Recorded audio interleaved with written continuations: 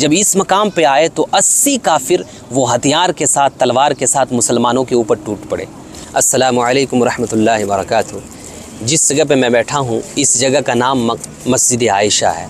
और मस्जिद आयशा के बारे में कभी न कभी, कहीं ना कहीं आपने सुना होगा, और जिन्होंने उम्रा किया है माशाअल्लाह वो तो जानते ही हैं मस्जिद आयशा के बारे में। ये मस्जिद आयशा, इसका असल नाम है मकाम तनईम। तनईम इसको क्यों कहा जाता है? तनीम कहने के पीछे वजह यह है कि जिस जगह पे ये है इसके दोनों तरफ पहाड़ हैं। मस्जिद के दाहिने तरफ जो पहाड़ है उस पहाड़ को नुआइम पहाड़ कहा जाता है, और बाएं तरफ जो है उस पहाड़ को नाइम कहा जाता है। और ये जो ज़मीन है यहाँ पे जंगल रहा होगा, उस जंगल को नुअमान कहा जाता था। ये सब की मुनासिबत से इस जगह का नाम तनईम था।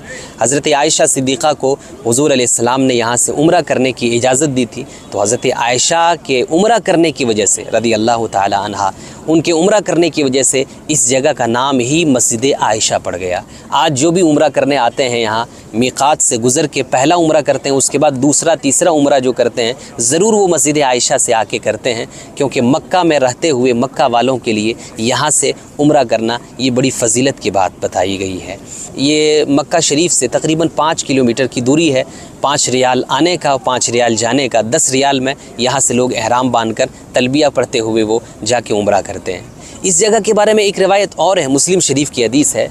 नबी करीम सल्लल्लाहु अलैहि वसल्लम सुलह हुदैबिया के साल, जो हुदैबिया की सुलह हुई थी, तकरीबन कई 100 सहाबे किराम के साथ हुज़ूर अलैहिस्सलाम उम्रा करने की नीयत से आ रहे थे।